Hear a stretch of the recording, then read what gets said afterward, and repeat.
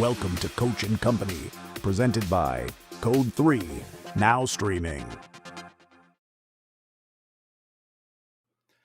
Good morning and welcome to Coach and Company right here live on the Coach and Company YouTube channel. Thank you for waking up and getting your day started with us. I am Daniel Greer stepping in for Coach. No, I don't exactly look like Coach. I might be the better looking version. But today on the show, you don't want to miss what we have coming up. But before we get to that, let's go ahead and talk about our premium content that is coming out. If you want a more intimate kind of a show, you want to cash more tickets, you can do that with us and become a premium member. All you have to do is just sign up now. You can do that right here on our YouTube channel.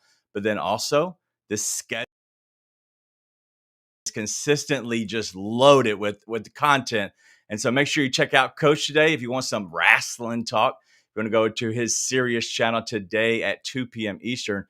But also, we have the Monday Night Grind. And I believe Mikey, Raphael, and even Tommy C will be joining Coach tonight as they do a complete breakdown of the game and give you their best picks leading up into kickoff tonight when it is the Chiefs and the Commanders. But you know, Sunday was loaded with full content because we do full content for you on a football season. And so let's look at how the guys did yesterday on their picks.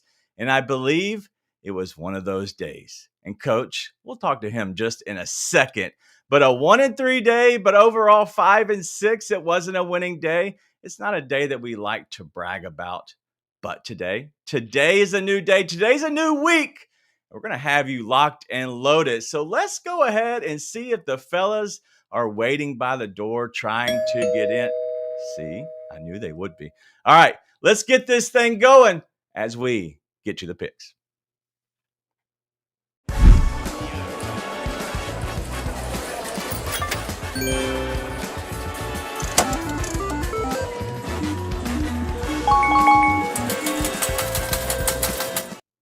All right, look at these beautiful faces as we try to beat the books.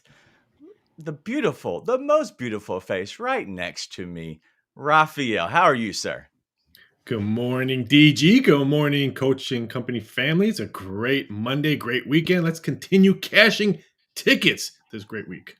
It is going to be a great week. And right next to you is the man we call Zeno. I bet you're in a great mood today. What's up, Zeno? Morning, DG. Morning, everybody. I was in a great mood until Cam Scatterbo's ankle went in a direction it wasn't supposed to go in, and the Giants' season continues to be cursed, and my over 4.5 wins for the season is now in major jeopardy. So other than that, things are glorious. Other than that, Mr. Lincoln, how was the play? Well, we have front page news coming up in just about 18 minutes. We'll talk about Cam Scatterboo. But right next to you, the guy that continues to cash, he is our buddy, your friend. He's Chuck. What's up, man? Morning, D to the G and company. Yeah, glad to be back in the saddle. And word on the street, we may have a job opening down in the bayou. So curious to see what the odds are for the next replacement. Yeah, Brian Kelly definitely on the outs, and Raphael already has odds. We know Raphael. We'll get into more of that later. But the guy who I took his seat because when you have such a bad day at betting, Coach, sometimes we got to push you out to the side. But you're still here. Welcome back. Good morning, Coach. Oh, no. See, I wanted to fit in just like the rest of you clowns whenever you come on the morning show. That was just next level right there. But what I'm telling you is that I kind of instituted a self-punishment. You like that, Raphael? And what I'm going to do, because my picks have been so cold, is I am not going to host again until I have a winning day. That's what it is. That's what it is. Well, you're welcome is what I'll say, because maybe I'll be here the whole week, Coach, because we know after that start, but go ahead. All right, well, let's continue as we beat the books here today. And Zeno, I know you have some Monday Night Football plays. So let's start off with some football. What you got today? We're going to get exotic once again here. Why? Because I like exotic. Chiefs -2.5 in the first quarter. Why? Kansas City's offense is humming as of late. They've averaged 30 points a game over their last 3 games. Not only that, guys, Kansas City has scored the first touchdown of the game for 3 straight weeks. And 2 of those weeks, it was on their opening drive. Conversely, when we look at Washington, they haven't scored the first touchdown of the game in 4 straight weeks, nor have they scored on their opening drive in 4 straight weeks. That means the Chiefs will jump out early. They're the much better team here. We'll lay the 2.5, knowing we can get out of here. Even if it's only 3-0, we'll get out of here as a cover in the first half. Correlated to my next play, which is the Chiefs team total in the first half over 15.5. The Chiefs are averaging 16 points in the first half over their last 3 games, including going over 30 in 3 of their last 4. This is a Commanders defense that gave up 44 to the Cowboys last time out. Chiefs should get out to a fast start here, go over this number. Yeah, I like the Chiefs to get off to a fast start for sure. And somebody else who likes the Chiefs tonight is the guy on the end. These might be some biased picks, Coach. Let's see what you got today. Biased? I don't biased. All right, I am going to go with Chiefs heavy today, though, because I, like Zeno, have watched the Chiefs play since they became fully healthy. And fully healthy, they score a lot of points. So I'm going to start with the team total. We have a little synergy team total over 30.5. Why is this number so important? Because it's not 31. That's a pivotal number. The last 4 weeks, 31-30, 31-37. That's the total for the Chiefs. And they also didn't play against this Commanders defense, which is terrible. Cowboys just scored 44. Love this play. Then Mahomes. This has been an absolute cash ticket, over 24.5.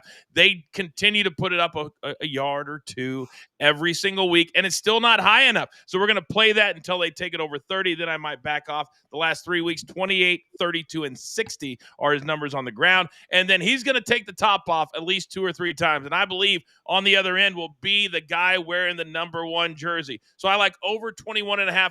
Longest reception for Xavier Worthy. And I think those 3 will get me back in the host seat tomorrow. We'll see. We'll definitely see on that one. But I do like those picks, Coach. And I think that Patrick Mahomes using his legs lately has been one of his biggest key attributes, but maybe not his arm tonight. Raphael is looking at going on the under. What you got, Raph? I'm not saying that the Chiefs are losing tonight, but they're going to be up so much that he's not going to be throwing as much. That's why I'm taking his passing yards under 277.5. This one opened up at 281.5, and the public continues to pound it under. So I'm going to take the grid number at 277.5 because I think he uses his legs a lot. Then more be his arm because they're up double digits really quickly. And then we're going to the World Series Game 3 in LA. Give me the Blue Jays Dodgers. Both teams to score 3+ runs at -105. Game 1, this one went over to 3+ runs, and the number was +110. I think we're getting really good value because let's face it, if the Blue Jays can get the Dodgers bullpen, this one could get ugly. This one can go over really quickly. I think both offenses show out tonight in LA. So I like both teams to score 3+ runs. Well, coming up about 40 minutes, we're actually talking about that World Series game. We're breaking it down with everyone, and the Dodgers, a huge money line favorite. I think it's a little too high, but I don't know how we're going to bet it. We'll talk about that here in a second. But let's go to the association with my picks. And we have some NBA. We're going to the late game, or one of the late games. We're doing the Grizzlies, which is my team. We're going to against the Warriors. But I want to target 2 players in specific because these 2 guys have been going off as of late. But let's talk about Steph Curry first. We're going to go over his 26.5 points. It's at -115. If you're looking at this, it's going to be a fast-paced game. And so because of that, I'm going to take a guy who has to score if they're going to win tonight. And so averaging 33.3 points on the season, I like Steph Curry to go over his 26.5 points. And then another guy, the emerging rookie for the Grizzlies. That is Cedric Coward, over 10.5 points at -105. He's averaging 19 points on the season. At any game script, whether it's a blowout or whether they're in the game, Cedric Coward's getting minutes. I think he's on the floor, and I think he's scoring. So we're going to go ahead and cash that ticket with Coward over 10.5 points. All right, from one thing to another that's continuing to cash for us, we go to Chuck, and he's got some soccer. Everybody's waiting for it, so I saved the best for last. Chuck, what you got? Not just soccer, day soccer. We travel to Spain, La Liga. We have Betis, not Jerome. They welcome Atletico Madrid to Seville. And when these 2 get together, we just tend to see goals. I'm not going to complicate this one. With the over 2.5 that is cashed in 5 of their last 8 meetings, MLS nightcap. FC Cincinnati and Columbus Crew, otherwise known as the Hell is Real Derby. And I like the visitors in this spot, and I anticipate them to go ahead and score early with the Columbus Crew first half team total over half a goal. They come in having scored 9 first half goals in their last 5 matches. I also like them in this match, so don't be surprised to see them get a victory and proceed in the playoffs. All right, Chuck, what do we call the MLS? What do we call it? Gold mine. The gold mine, man. That thing continues to cash. But what else is cashing for us is the dog of the day. So let's go ahead and go through this as we look at our dog of the day and how we're going to find who it might be. And so looking at these 3 plays, we're going to start off with you, Raphael. We're going to look at the Blue Jays, which is a big number. The biggest number is the Commanders taking down the Chiefs, and then the Mavs at plus 240 to take down the Thunder. Raphael, if you had to have a dog of the day, who you going with? I'm going to take Dallas Mavericks. They played last night. They looked really good last night. So I'm going to take Dallas Mavericks. Maybe back-to-back wins for them. Wow. That would be a big Cooper flag day, I would assume. Coach, next to you, where are you going here? Man, I'm sitting 50 miles from Dodger Stadium right now, and I've watched the Blue Jays. And although in game number 2, they couldn't hit Yamamoto, nobody can. So I got to go Blue Jays because the Thunder have looked too good. And clearly the Commanders, 11-point dogs, even on the money line or at the spread, they're not going to cover either one. Coach, you don't believe in Marcus Mariota? Come on now. I know you got to have some faith in him. No. Let's go with Zeno here. Which one of these 3 you like? You're a sucker if you pick the Blue Jays or the Commanders. So it's only Dallas being the home dog. Wow. Why do you have to take shots at me? I said if I had to. It wasn't a shot at you. I just said anyone who does it is a sucker. That wasn't personally directed at you. I'm just letting the rest of the crew know. It felt that way. Well, listen, now that you're back in the sucker seat over there, okay, you're not running things anymore. They get to take shots at you. Can't do it when you're in the host chair. Facts. Well, we can take shots at him, but he has the last word. So that's unfortunately, it's not great for us in the end. Chuck, are you going to be a sucker and bet one of these guys? And I was going to say the Jays, but I don't want to be a sucker, so I am going to go with the Mavericks on the money line. OKC's been pushed to the brink. I think the Mavs get them tonight. Chuck, going back to that Mavs, because we're looking at going against the Thunder, who have went to double overtime twice in the season. I know the Mavericks got to win, but come on. Can they really take down, even though they're going against the Thunder and they're at home, can they really take down the Mavs? Yes. As long as they're not playing the Wizards, I think they can. Wow. Zeno, do you feel the same way? Like they actually have a chance? Because when I look at that, the Thunder are really good. And I think this Mavericks team is honestly one of the worst in the league just because they don't have a point guard. Look, I mean, Dallas in and of itself, is a tough figure at this point in time because we don't really know what Cooper flag is.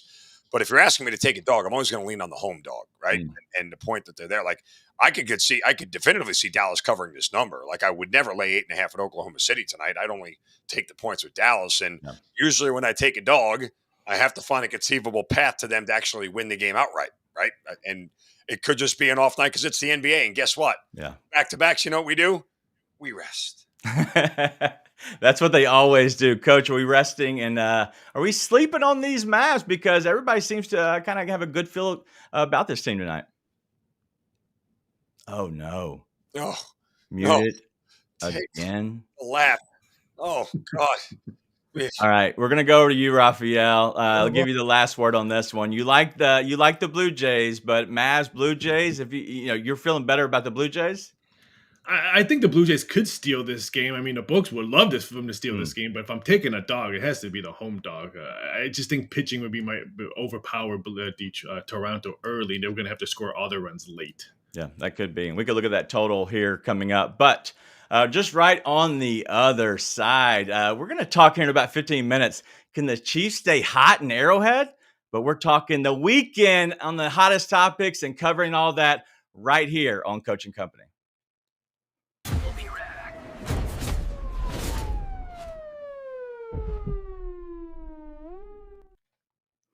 All right, boys, now that Coach is unmuted, I'm going to go to you first and give you a chance to redeem yourself. But Coach, Jonathan Taylor is looking like the MVP, and maybe I have something on that a little bit later on. But he is the first guy to score 3 touchdowns versus the same team 3 times in a row. What do you make of Jonathan Taylor in his season? Is this thing on? Is this thing on? I think the Colts are asking the same thing. They've got the best record in the entire league. Jonathan Taylor is a new running back, and Danny Dimes. All the Giants fans right now are saying, where the hell was this when he was in New York? This is a team that is very, very even across the board. I love them. I think they're a really good team. How far can they go? I don't know. But right now, he's a great story. He really is. Yeah, Raphael, going to you next. Looking at Jonathan Taylor, should he be one of the higher MVP favorites? Because realistically, he's playing that way right now. Yes, but he's a running back, and it's a quarterback award, so that's why the running backs always get punished. But can you imagine if Taylor was for the Chiefs or played with the Cowboys? Yeah. He would be front page everywhere, but he plays for the Colts. Zeno, is Raphael right? Because I think it's all about the team on your chest, because nobody expected the Colts to be good. Now, listen, the minute that the NFL AP MVP voters decided to ignore Derrick Henry's 2,000-yard season when he became the 6th man ever do it and handed the award almost unanimously to Aaron Rodgers, running backs will never win this award ever again. When you do that, when you get 2,000-yard seasons, only 6 other guys to that point in time had ever done that, and all 6 of those guys won the MVP. When we overlook that, we now have said no running back can ever win the MVP ever again. It's so shocking, and I don't understand it. But Chuck, going to you here, we're looking at Jonathan Taylor having an amazing season, but what he's done to the Titans, it's kind of criminal, right? Loves playing those Titans, but yeah, I don't think he would ever win the MVP. Offensive Player of the Year, maybe. I think Danny Dimes would have a better shot at getting the MVP than him. Running backs just won't get it, but yeah, he loves playing those Titans as long as he holds on to the football when he crosses the goal line. So I still remember that Denver fiasco, but yeah, nice little numbers he put up yesterday. He's definitely putting up big numbers, and he is the Offensive Player of the Year odds-on favorite right now at -225. So I'm sure how this will go. All right, we'll be right back here on Coach Company, just 5 seconds. Welcome back to Coach and Company, presented by Code 3, now streaming. We are back, and we're talking the weekend and all the hottest topics, as well as talking more of the guys. And in the break, we're just talking about Jonathan Taylor. And I have something I want to get off my chest. No, it's not an F day, but I want to talk about it as well as the other guys. And I think we might have some Big Ten talk, thinking they are the best conference in college football. We'll see. Let's go ahead and get to what we call the Weekend Rewind.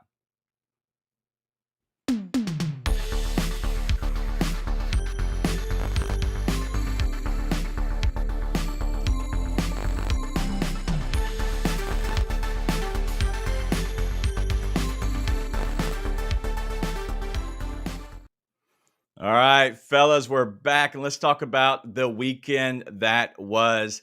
But instead of going to the Big Ten, let's start off far, far out west in some college football. Let's talk about BYU and how they actually might be being slept on a little bit. Raphael, what you got over the weekend? Yeah, I understand that we talk about college football and we talk about Ohio State's defense, Indiana's offense, SEC with Georgia and Alabama. But what I saw over the weekend, what BYU did to Iowa State in their backyard to hold them 3 points in the second half, I was shocked. This defense is 18th ranked in college football. They allowed, again, 3 points at halftime at Iowa State. It's unbelievable. They have a freshman quarterback, Bear Bockheimer, who's getting better week after week after week. This BYU team could be really, really shockingly good towards the end. They still have to play Texas Tech. They have a bye week this week, but I just think if they can steal a game at Texas Tech, wow, this team might be top 5. If they can get that big win, that is really where it's going to just separate them, if they can win a big game like that, Raphael. So I love Bear and him leading that BYU team, transferred in and with his brother on the same team he's throwing to. So that's a great story. All right, let's go to the Big Ten. And Coach, I think you might have some SEC people mad at you after this one. And that's okay. They have every right to be mad at themselves because everybody goes after the money. Everybody wanted the money. Oklahoma, Texas, they want to be a part of the SEC until they beat up on each other every single week. Well, this year it's not going to matter because there's 3 teams in the Big Ten that are proving the Big Ten at the top is a better conference than the SEC. Ohio State has won every game every game except Texas by double digits. They're blowing teams out. Indiana, how good did they look against UCLA? 56-6. They hit the over by themselves. And then Oregon, the Ducks, don't sleep on the Ducks just because they lost a bad one at Penn State. They're also top 6 in the country. So right now, we could be staring at 2 Big Ten teams that get a bye despite only one getting an automatic berth. I love the Big Ten right now, especially after what I saw over the weekend. They're more of the favorites. And I think you see, obviously, Indiana, who's putting on a show, and they're looking a lot better. But I don't know if they're just too top heavy to really be the best conference. And I think we'll see down the road how the SEC responds. All right, Zeno, what do you have? I believe those Survivor people aren't surviving anymore. Oh, no. Is this mute day? What is happening, boys? I take over the show. I think it's microphone day because I wasn't on mute the second time. Oh, no. I think it's a microphone day. All right. Well, as he tries to get that fixed, let me go ahead and we're going to call an audible, and I'm going to go to mine, and we're going to talk about Jonathan Taylor. And we talked a lot about Jonathan Taylor and what he's done this season, but I think it's a crime that the fact that Jonathan Taylor is plus 2,000 to win the MVP, and he is playing the best football right now of his career, but out of anybody. I don't care if you want to talk quarterbacks, and I get that the MVP now is becoming a quarterback award, but why? Why is it consistently given to the quarterback at this point? Because Jonathan Taylor, without him, Danny Dimes should not be the same MVP favorite of plus 2,000 as he is. Jonathan Taylor is the best player on the Colts. I don't care what Danny Dimes is doing. I don't care that he is the quarterback. I think Jonathan Taylor needs a little bit more of the attention coming to him, and I hope it continues throughout this year, especially if he continues. So looks like we are getting Zeno back. I don't believe the microphone's working, Zeno. I think you're still. Oh, no. Well, rewind is out.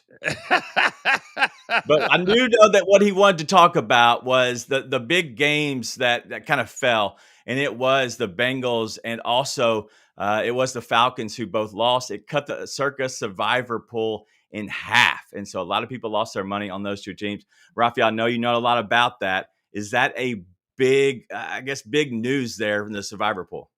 Yes, because the Atlanta Falcons is probably the big one that most books lost on that game, even though a late action came in on the dog. But the Atlanta Falcons dropped and just crushed the Survivor pool. I know a lot of people had the Bengals, but the Bengals are not the same Bengals last year. But the Falcons, bad loss for the Survivor people. Yeah, it was bad. And Coach, have you ever played in that Survivor pool? I played in a lot of Survivor pools. That one's a little bit too rich for my blood. It's $18 million in that pot. I would be sick to my stomach right now. But the rule is you take a home team until you can't. Both of the teams you're talking about were home teams on Sunday. So even that didn't help anybody. This has been a horrible year. If you've noticed, DG, there aren't a lot of shows or people saying, man, I'm hitting 65, 60%. There are bad beats across the board in college and NFL. It's just brutal right now. It has been brutal, and it's been a year that's been a little weird because, nobody thought the Colts would be this good, and they're standing up. Denver last night just shellacked, the Cowboys, and so unfortunately, I was crying into my beer all day for sure. We do have Zeno. Zeno, is your microphone finally working? It is not working. No, it's not working. Right. This might be the best version of Zeno, though, right here. Just watching his face explode because we know how pissed. That whole background behind him might be gone by the end of the day. The next time we see him, he'll have nothing on the walls. It'll be a blank room. All right. Well, we have more that we want to get into as we talk about the NFL as a whole. So let's go ahead and get the biggest stories right now in front page news.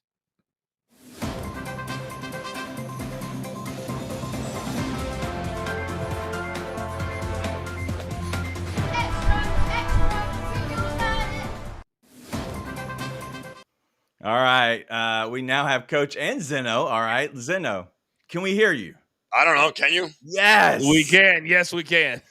All right. Before we lose you again, smile, before big your dog, smile. Yeah. Before I just, the technology never works when you need it to. Yeah, true. It's true. Amen to that. All right, let's talk about Cam Scatterboo. And I'm going to go to you, Zeno, first, because one, I want your instant reactions after being pissed off. What do you think of Cam Scatterboo? Because now he's hurt and out for the season. What do you make this? Is he snake bit? Well, the whole organization is. By the way, am I the only person who loves to watch gruesome injuries? Because I watch that thing over and over again. It doesn't bother I me. couldn't. No. Never has, never will. I can recount some of the better ones I've seen, but we don't want to get in that discussion. Look, here's the problem. This entire team gravitated towards Jackson Dart and Cam Scatterboo, right? Like, even the 1 year Daniel Jones and the Giants were good and made the playoffs, they never had this kind of energy. They never had this kind of feeling, despite the fact that they didn't win a lot of games. And even with both of them in there, they were still not going to win a lot of games.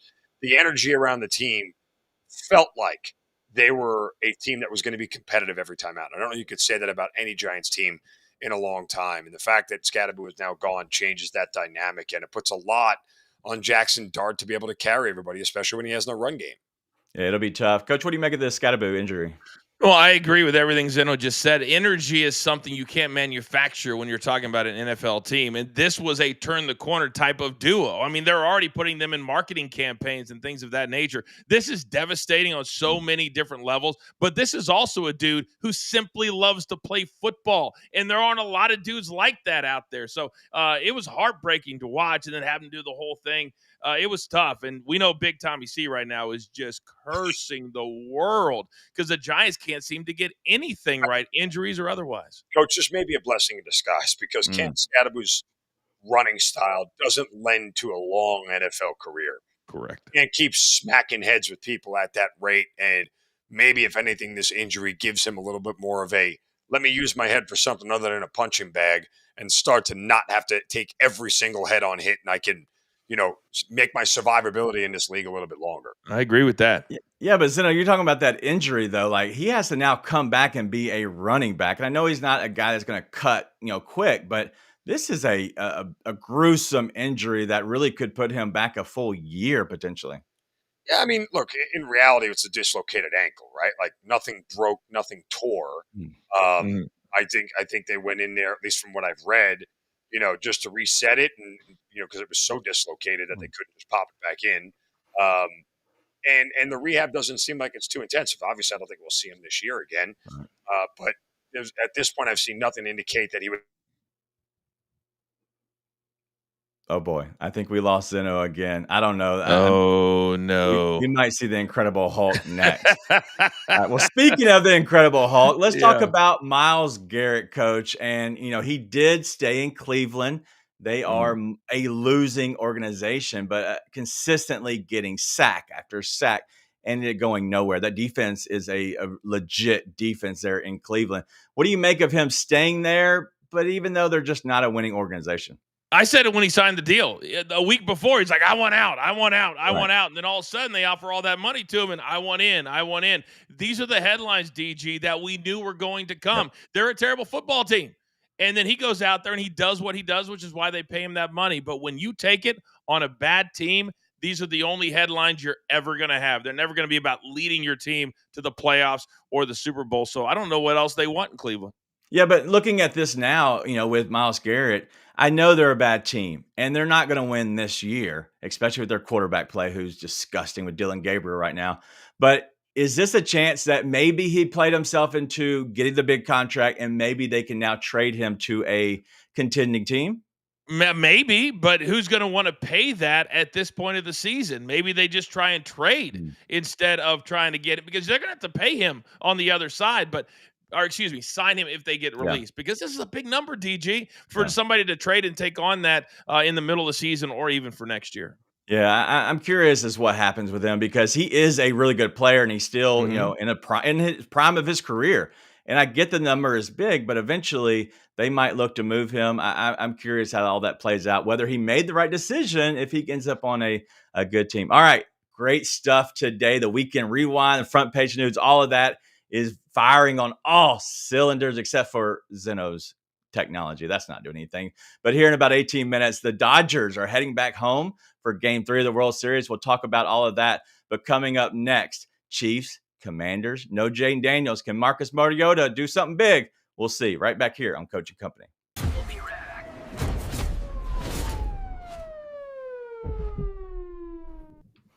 All right, boys. You just keep coming back for more. At some point, I'm just like done. I'm walking away. Zeno, can we hear you? Yeah, I think I would lay this hand down. All right, let's talk about Jordan Love. After the game last night, he did ask Aaron Rodgers for a signed jersey. What do you make of that? Players do it all the time. I don't think there's anything big about it. I think there's a little bit too much love for Jordan Love. I mean, I don't get the flip flopping we do on players like Jordan Love. Mm. Like, he had an 8-game stretch, which was good enough to get him paid $250 million, which he didn't really deserve because he's not that good. And then we go from a guy who looked great the first 2 weeks of the year and then was awful for 4 straight weeks, including losing to the Browns and some other bad teams and tying the Cowboys and everything else. Then he has one good game again on national TV, and all of a sudden it's like, oh, he's a top 5 quarterback in the league. I don't get the ping-ponging back and forth on Jordan Love. I think he's a very average quarterback, and I think Green Bay is limited with him under center. When they can't run the ball, Jordan Love is ineffective. I agree with that completely. And I know Coach does like Jordan Love, but Coach, would you ever ask another person in your industry, whatever it might be, after the game for the signed jersey? Yes, I would. I asked Stuart Scott years ago for a picture so I would have one with him. I respect certain guys. And to me, it is a situation where 18 seasons. This guy's a future Hall of Famer for the same position that Jordan Love plays right now. So I 100%, because a lot of these guys have houses with stuff up on the wall. I would love to have an Aaron Rodgers signed jersey right next to mine and my Hall of Fame career. Wow. Do you still think, Coach, still think that Jordan Love is a top 5 quarterback in this league right now? I do. I think he's very, very good. And I think the Packers are going to be a team to be reckoned with this year. I just don't see that at all. Like, I don't think he's close to being the top 5. I know he's in the top 10. I would even kind of put Dak up there with him a little bit. And I don't like Dak, so that says a lot. All right, well, we're going to get into all of the Monday Night Football game that's coming up just on the other side right here at Coach and Company. Welcome back to Coach and Company, presented by Code 3, now streaming. We are back here on the Coach and Company YouTube channel. I am Daniel Greer, stepping in for Coach today just because we're going to get him and his attitude right. Hopefully, it's going to be on the better side than Zeno and what he's dealing with. Okay, but he's back. Zeno is on the show hanging out with us. But we want to first talk to Raphael as he has some nuggets surrounding this Monday Night Football game. So if we could just go ahead and bring in Raphael as we discuss this game. And Raphael, looking at this game, what is your insight as to what you're seeing? Maybe the number moving in a certain way. What are you looking at here? I'm a little bit shocked that Kansas City's pretty much a solid 11 right now. This one was as high as 12.5 2 days ago. And if you look, ESPN bet 10.5 right now, minus 105 on a juice. DraftKings 10.5, minus 3 nickels on the juice. I really thought by now, Monday morning, would be 11.5. We could see more 12s popping up. So I'm really excited to see what's going to happen all afternoon. And then Patrick Mahomes, passing yards continues to drop. It's dropped down to 274 now at FanDuel. But you know what's going up? His passing completions opened up at 22.5, now 23.5. The closer this game is, I think the closer Patrick Mahomes can cash his passing completions, not maybe his passing yards. And if do yourself a favor, if you're looking at some stats on this game, look at Patrick Mahomes in the first quarter. I was looking at those numbers, and I'm looking at still possibly playing some of those lines. What he does in the first quarter, is incredible. And obviously, Zeno has a play there on that first quarter there, minus 2.5, I believe it is. And that's where I see him. Why is he getting off to a hot start, in your opinion? That's how Kansas City plays. When they're playing really good football, they get off on hot starts and just want to pretty much demolish you right from the start and then maybe ease up in the second half. Yeah, and that's kind of what I'm seeing too. And so we might look at some of those first quarter, first half lines. All right, thank you, Raphael. All right, let's go ahead and break down this game in the kickoff.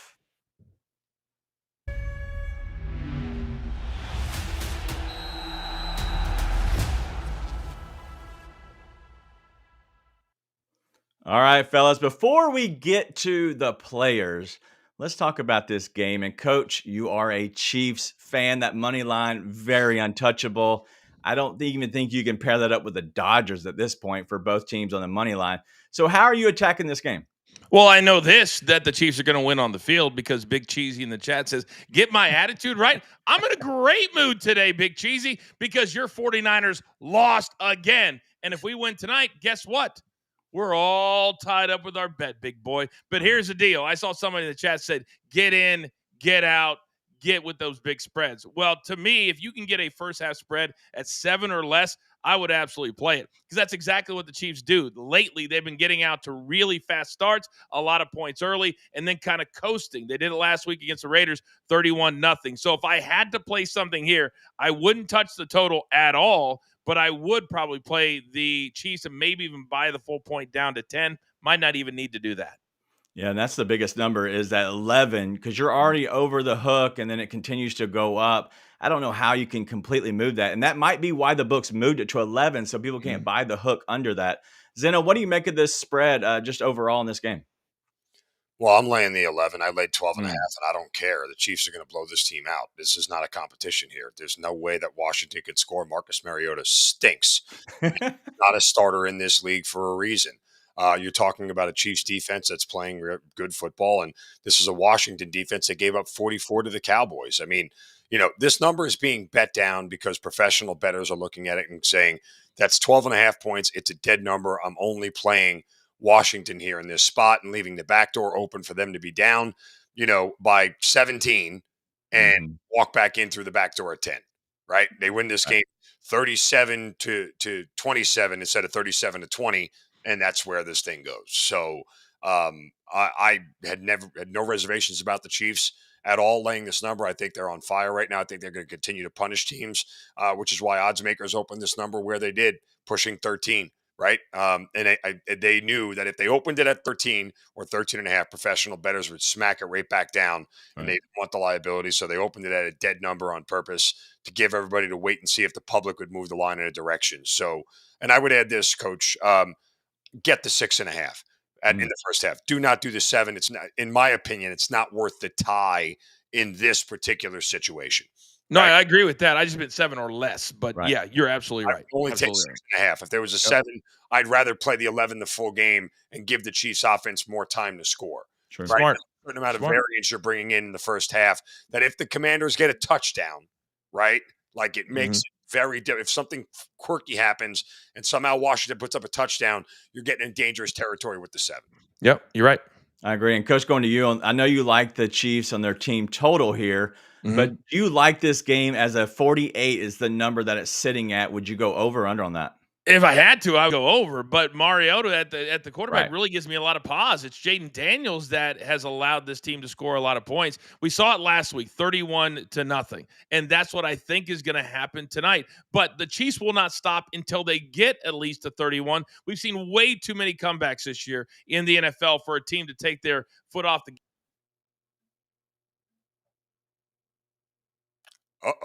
We lost Coach again. It's not just.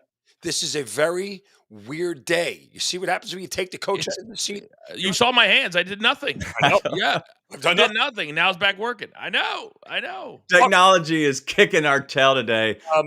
I'll say this much, DG. Like, as far 31 to 17, right? That's 48 right there. The question is, do you believe Washington can get to 17 points? Exactly. I would argue a better way to take this thing is the Commanders team total under 17 and a half. Because the idea is if they get to 20, I don't know that KC has enough time to score 34 to cover the number and push this thing over, right? Like, so that's where we are. And I think it's a question of, do you believe that Mariota can get this team to 20? I would say no, because it's a very tight window for you to get in for the Chiefs to be able to cover this number and still keep the total under. And that's basically saying that the Commanders won't get more than 10 or 13 points in this game. And that would have the Commanders scoring quickly to be able to have Chiefs enough possessions within this game to really get over that number. So that number is just scaring me. But I think Vegas or the sportsbook have this right on the total where you could go either way. I don't think you're going to blow that number out, but also I don't think it's going to fall far under that because there's just too much offense on the Chiefs side. And so I think that's kind of where we're at. But let's go ahead and look at the players real quick as we talk about the quarterbacks first. And obviously, we do have Marcus Mariota on one side, but then there's Patrick Mahomes. Coach, you like anything on either one of these guys? Well, I know this. The longest pass, we've been talking about this a lot the last 2 or 3 weeks, that if you can focus in on one player, and I did it with Xavier Worthy, you can usually save 10, 12. In this instance, 39.5. I had Xavier Worthy at 21.5. So you can save 18 yards or 17 yards. So to me, I would not play that. And again, a lot of these I would fade Mahomes tonight, except for his rushing total, because I think they're going to jump out to a big lead, and then they're going to coast in the second half. So I would fade all of the numbers for Patrick Mahomes. Zeno, what do you like? Definitely under 39.5 on longest pass. That's one of those where it breaks for an 80-yard touchdown. Yep. I would take Mahomes anytime touchdown at plus 300. There's Okay. a world where he runs it in on his own. He's been doing that a lot more often this year. He's not afraid to take off and run. As soon as it's not there and he sees an opening, he's very quick and smart. So those are the two. I would go under 39. That's a huge number for longest pass. Huge. Yeah. Usually in low 30s, high 20s, low 30s for most quarterbacks. That's a big number. So suckers in the public will bet the over because they see the Chiefs and they see a bad defense and they start to salivate at it. But under that, anytime TD from Holmes. I think Mariota could be on the other side for an anytime TD because they're just he won't be able to do much and he'll freak out and just take off running that one time. And I think he's done it already in a start this season. All right, let's look at the next set of position players here. And I believe we are going over to the running backs. And Coach, what do you like here with Ja'Cory Krosky, Merritt, and Isaiah Pacheco? It's like a blinking red light, guys. His longest rush at 11.5 yards. This dude absolutely, against this defense, when they're going to play two high safeties because you got Rice and Xavier Worthy on the outside and you got Travis Kelce running across the middle, give me that longest rush over 11.5. I don't like anything else because you have Kareem Hunt and Pacheco just really sharing the duties, but I love him to get at least one rush with at least 12 yards. I don't know, Coach. I kind of lean on Pacheco going over a lot of these things here.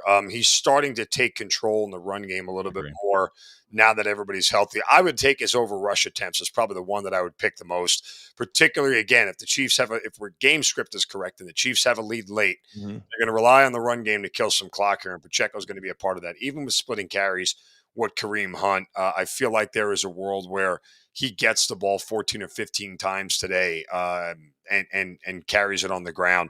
I think Andy Reid is smart as much as he knows that they're going to look to the air to, people think they're going to look to the air. I think he's doing it on the ground tonight. I think it'll be a very run-heavy start to this game, much as we talked about with the Commanders having a bottom 10 rush defense in this league. That's something that you want to focus on. I know their pass defense is equally, their whole defense is bad, but Andy Reid will play more of game scripting, controlling the game and doing it on the ground than anything else.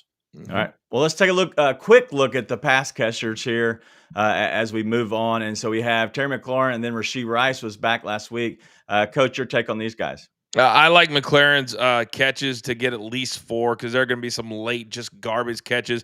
And then on the other side, Rashee Rice, I mean, his number tonight was 6.5 or 7. I don't know where they're coming up with these numbers at. It's down to 5.5 because people have bet it down there. I don't like anything Rashee. I think Xavier Worthy is going to take the top off tonight. But Rice, they're looking at him a lot. So I don't mind him. Just wouldn't play any of them. There's a world where he can go over 67.5 yards. That's a pretty moderate number. Remember, it's only his second game back, so these are depressed totals that you're looking at. You might want to try to take advantage of it.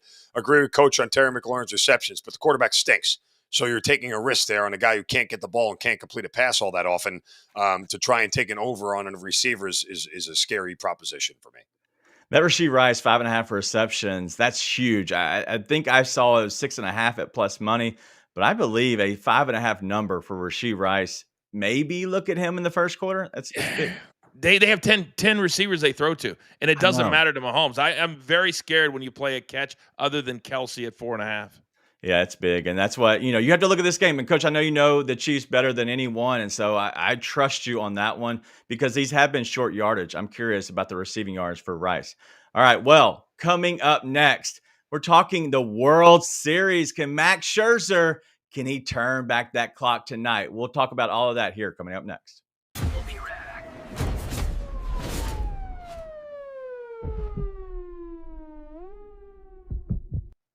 All right, let's talk about some NBA as the little slide is.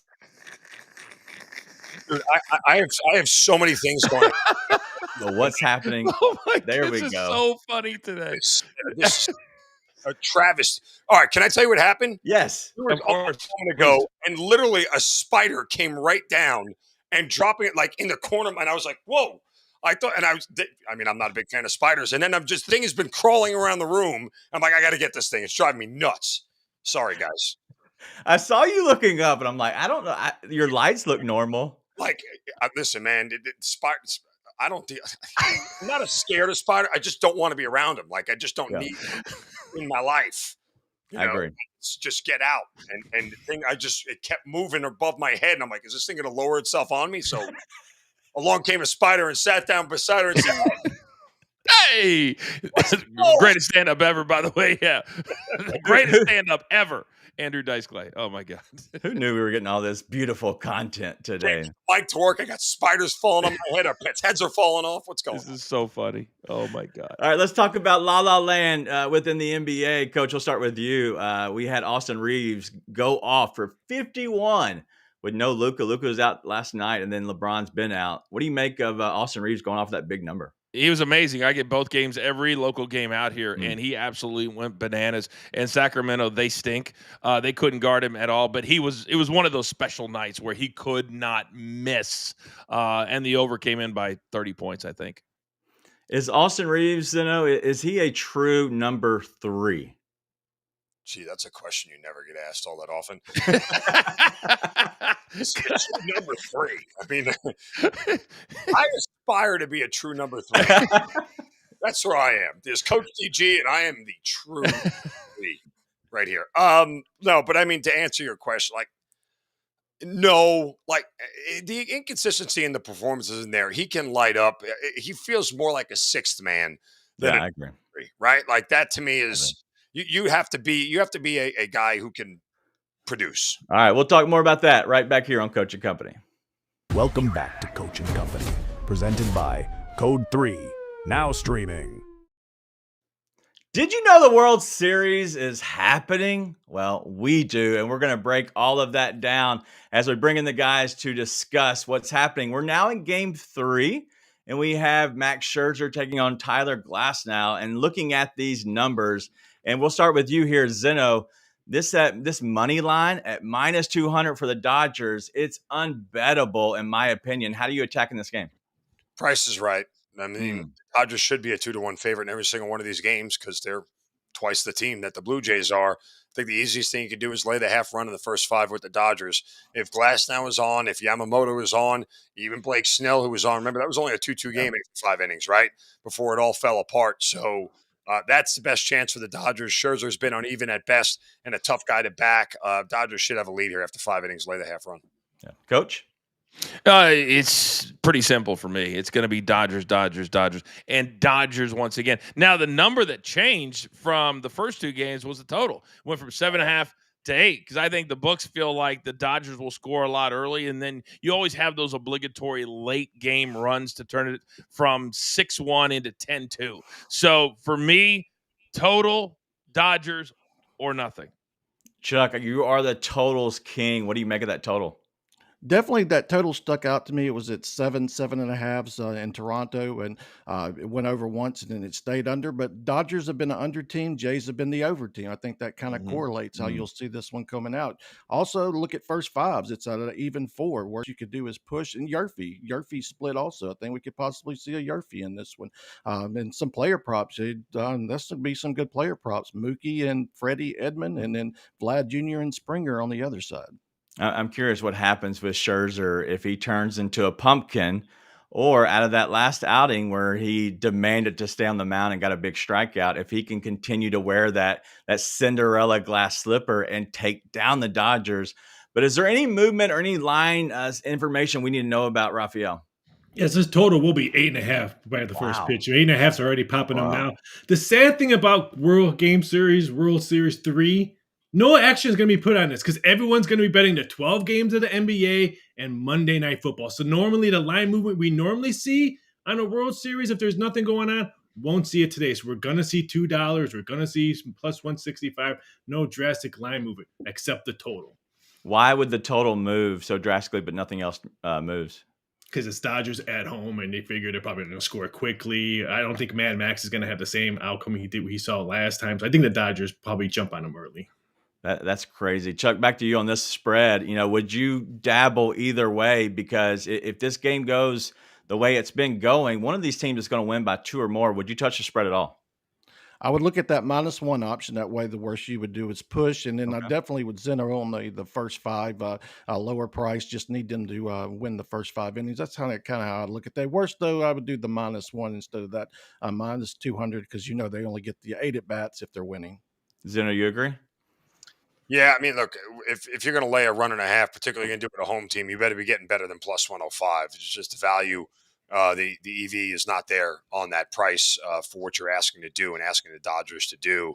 Again, there's a world where you could take the Dodgers team total. I mean, if it's 4.5, we're sitting here going, that's a tougher number considering it is the postseason. But if they get into the Jays bullpen, and if they get in the Jays bullpen here, they should be okay. But remember, you're only getting 8 at bats, so it's still tough all the way around. Well, the team is blue. Maybe they do call themselves the blue pen. We'll see. All right. Well, if you missed the morning part of our picks, have no fear. We always make sure we tune them back up and get you ready as we lock it in right here at Coach Company.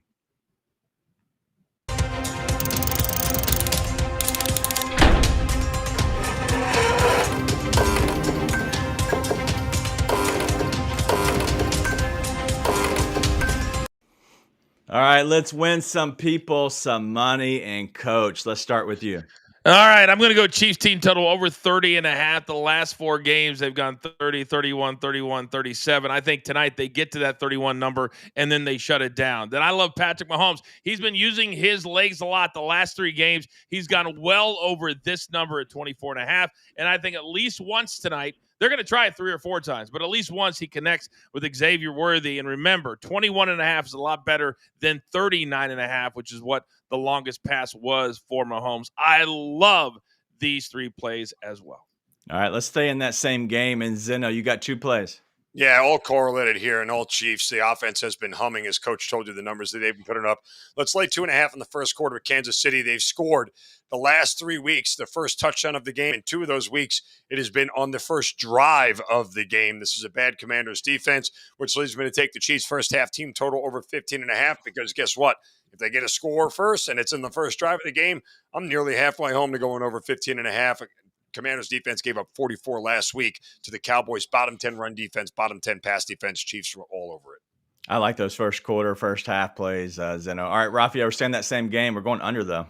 Yeah, we're taking Patrick Mahomes under 277.5 for passing yards. Just check BetMGM, still have it open. Some books have 275, 274, so get the best number. And don't forget, this one opened up at 281.5, so it's going to drop all day long. And then give me the Blue Jays Dodgers. Both teams to score 3+ runs at -105. I just see both teams going to the bullpen like 6 inning, 7 and 8, and that's where we're going to get our runs, 6, 7, 8. All right, should be an exciting game that maybe not people are paying attention to because of this Monday Night Football game. But let's go to the association with me. We're going to go the NBA plays here.